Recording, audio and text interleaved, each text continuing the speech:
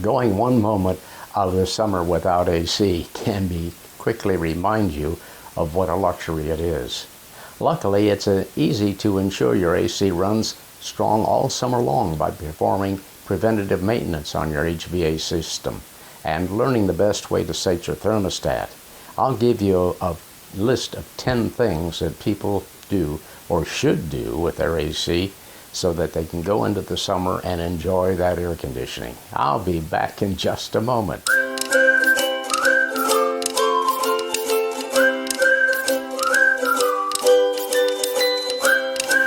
Hello, I'm Errol Wirtz, Associate Broker with Landmark Realty in Hayes.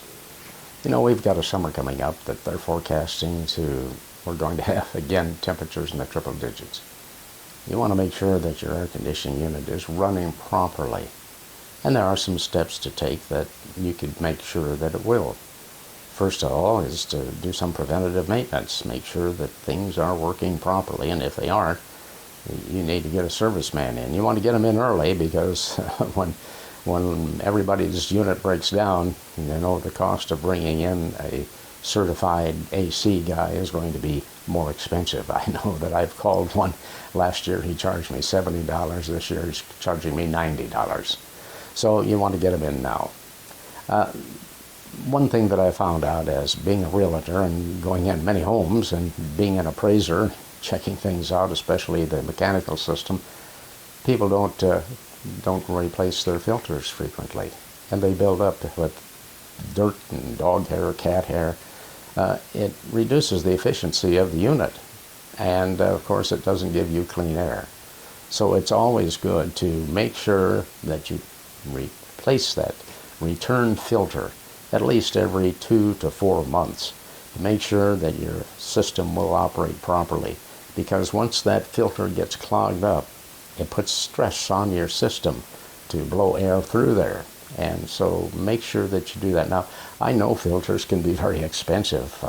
The filters on my system have been very, very expensive, and I did some shopping around and I found a place where I can get filters for about 50% less than what I can when the plumber comes. So if you'd like to know about that information, you can send me your name and email to ewirtz555@gmail.com. I'll be glad to send that information to you. Oh, include your phone number too.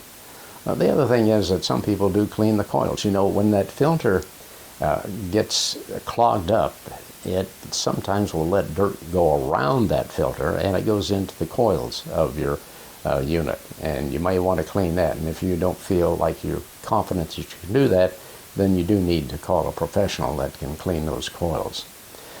Programming the thermostat incorrectly is another thing. The manufacturer suggests that you should program the thermostat to run at about 20 degrees below what the outside temperature is. If you put it more than that, what happens is that the system overworks the system, and it never does catch up to that lower temperature that you want. So make sure that you set the thermostat at the right temperature. The other thing is, you know, people don't like the way air conditioners look around their home. So they like to plant things around the air conditioners to cover them up. The problem is you might get them too close. The rule of thumb is that if you want to put some shrubbery or some other things, some flowers and things that grow high to cover up the view of the air conditioner, that you want to be able to plant those anywhere from 3 to 4 feet away so that the air conditioning unit can work properly. There's another thing you might do is, you know, people decide that, well, we're going to go on vacation, we're going to set that temperature down. Actually not down, I should say, setting it up so that it doesn't run as often as it should where we normally have it. But that's a bad mistake, because when you get back home, that system is going to have to catch up with what it should been doing.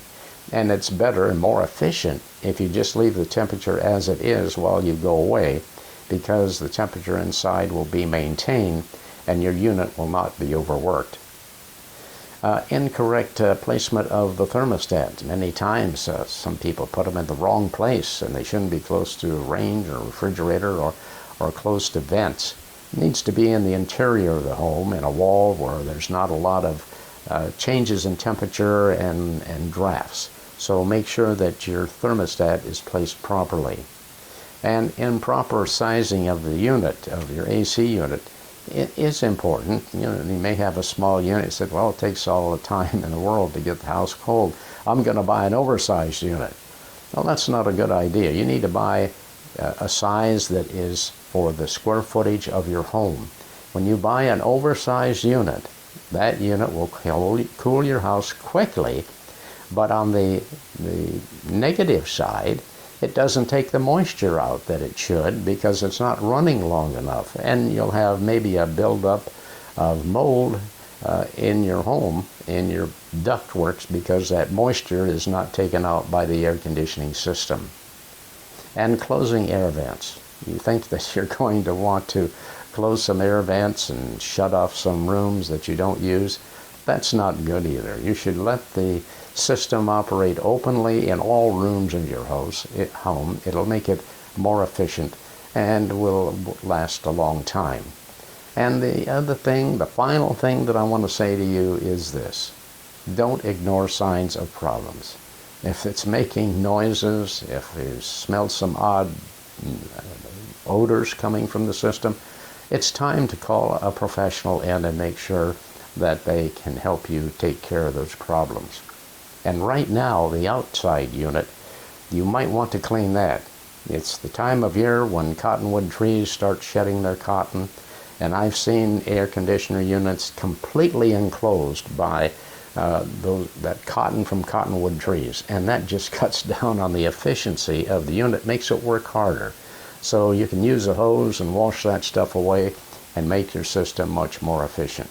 I hope that information is helpful to you, and certainly would encourage you to subscribe to my channel. I want to thank you for watching. I want to especially thank one of my viewers who made some very nice comments about our videos that we're doing, and I'd like to thank Dylan Bornholt of Hutchinson, Kansas. I'd like to thank him for his fine comments and constructive comments, and we hope that we'll see you the next time.